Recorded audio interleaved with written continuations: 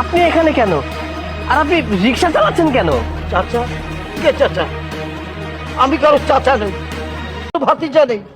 যে ছিল সে মারা গেছে। আরে চাচা, আপনি সব কি বলছেন? দেখুন, আমি এই যে সৈকত, তার বউ আমার ঘাট ধাক্কা দিয়ে বাড়ি থেকে বের করে দিয়েছিল। আমি তোকে আমার সন্তানের মতোই মনে করতাম, কিন্তু তোর রূপ দেখিয়ে দিলি। স্বামী স্ত্রী প্ল্যান করে আমাকে বাসা থেকে বের করে দিয়েছি। 3 বছর ধরে আমি না, বাট আই সি আপনার কথা যখন আমি অথৈর কাছে জিজ্ঞাসা করতাম, তখনও বলতো আপনি নাকি তার মানে ওই সব কথা আমাকে মিথ্যা বলেছে। আমার তো কোনো রকম ধারণাই ছিল না যে আপনি এই পরিস্থিতি। তুই যদি এই বাড়িতে থেকে কোনো কাজ করতে নাই পারিস, তাহলে এই বাড়িতে থাকার তোর কোনো দরকার। আমার টাকা তুমি আমাকে ফিরিয়ে দিচ্ছ? কিসের তোর টাকা? এই টাকা আমার স্বামীর, আর এই টাকার উপর অধিকার শুধুমাত্র আমার আছে। তুই অধিকার হারিয়ে ফেলেছিস।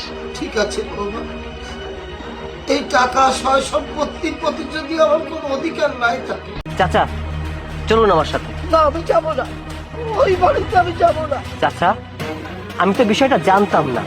আমি যদি চলুন আমার সাথে, চলুন, আসুন। অথই, পানি আনার দরকার নেই। তুমি আগে বলো চাচা কোথায়? আরে আজব, সবকিছু দাঁড়িয়ে দাঁড়িয়ে শুনবে নাকি?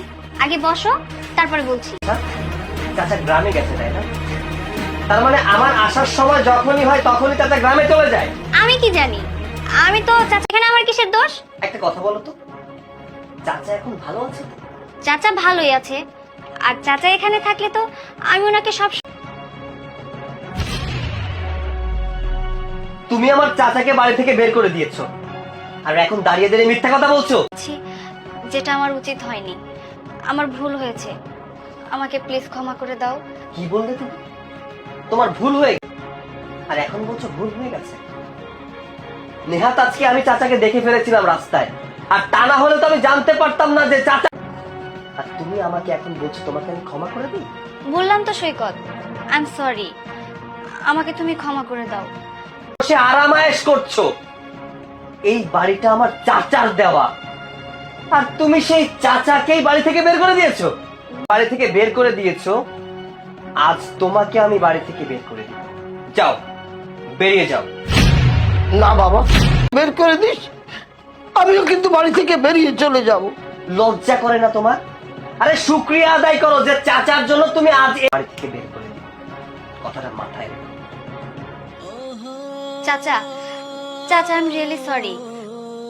আপনি সৈকত আমাকে ক্ষমা করবে না, প্লিজ চাচা, আপনি আমাকে এবারের মতো ক্ষমা করে দিন। আমি কথা দিচ্ছি আর কখনো আপনার সাথে। এই গাইয়া খ্যাত, আমি যে বাড়িতে থাকি তার দাম 1 কোটি টাকা। তোমার ওয়াইফ আমাকে বললো তোমরা নাকি 1 কোটি টাকা দামের বাড়িতে থাকো। কি বলেন? আমি আপনাকে জুস দিতে পারবো না। জুস দিতে পারবেন না? তাহলে দোকান নিয়ে কেন বসেছেন? এর জন্য এক্সট্রিমলি সরি। এই, তুই তো ভালো বিয়াদব, সামান্য মুদি দোকানদার। তোর কাছ থেকে এখন আমার আদব কায়দা শিখতে হবে। তুই দিনে কত টাকা ইনকাম করিস? 500, 1000, 2000, তার আবার ভাব দেখলে হয়ে যায়। কোনো ভালো পোশাক পরেছিস? কোনো দামি বাড়িতে থেকেছিস? আমি যে বাড়িতে থাকি তার দাম 1 কোটি টাকা, আর তুই যেসব পোশাক পরে আছিস, এসব পোশাক তো আমার বাড়ির ভাবুন। আমার পোশাক নিয়ে তোর কথা বলতে হবে না। আমি যেসব পোশাকগুলো পরে আছি না, এগুলো সব ব্র্যান্ডের। আরে আমি আপনার মতো বেয়াদবের সাথে আমার কথা বলার কোনো রুচিই নেই। কেন? আমি এখান থেকে যাব কেন? এই জায়গাটা কি তোর বাপের কেনা? সহ্য করব না। ওরে বাবা, ভিখারির আবার সম্মানে লেগেছে। আপনি তো ভালো নির্লজ্জ। আপনাকে বললাম আমি আপনার সাথে। আরে শ্রুতি, তুমি এখানে এখানে কি করো? আরে আর বলো না, এই সামান্য মুদি দোকানদার তখন থেকে আমার সাথে কে? উনি আমার স্যার, আর আমি ওনার অফিসে জব করি। আমাদের স্যার এখান থেকে আসা যাওয়ার সময় প্রায় চাচার দোকান থেকে চা খায়। আজকে এসে দেখে চা দিয়ে দিলে। স্যার, দয়া করে আপনি কিছু মনে করবেন না, আমি আমার ওয়াইফের পক্ষ থেকে আপনার কাছে ক্ষমা চেয়ে নিচ্ছি। ও হবে, বাট তোমার বউ তো একটা বেয়াদব। সে তো মানুষের পোশাক দেখে বিচার করে। আর একটা কথা, গরিব, তুমি অসহায়, তাহলে এর মানেটা কি? কি বলেন স্যার? আমি তো ছোট্ট একটা বাড়িতে ভাড়া থাকি। আছো এই দামি পোশাকটা স্যার আমাদের ম্যারেজ অ্যানিভার্সারিতে গিফট করেছিল। আর তুমি সেই স্যারের সাথে খারাপ ব্যবহার করেছো। মাপ চাও, স্যারের কাছে মাপ চাও। আপনি তাতে ক্ষমার অযোগ্য, বাট তারপরেও আমি আপনাকে ক্ষমা করে দিলাম। কেন জানেন? কারণ আপনি আকাশে, এই অধিকারে আপনি বা আমি কেউই হস্তক্ষেপ করতে পারবো না। আর একটা কথা সবসময় মনে রাখবেন, আকাশ চলো। স্যার, আপনাকে অনেক ধন্যবাদ।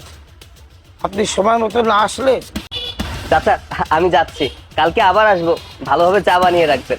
এই চলো।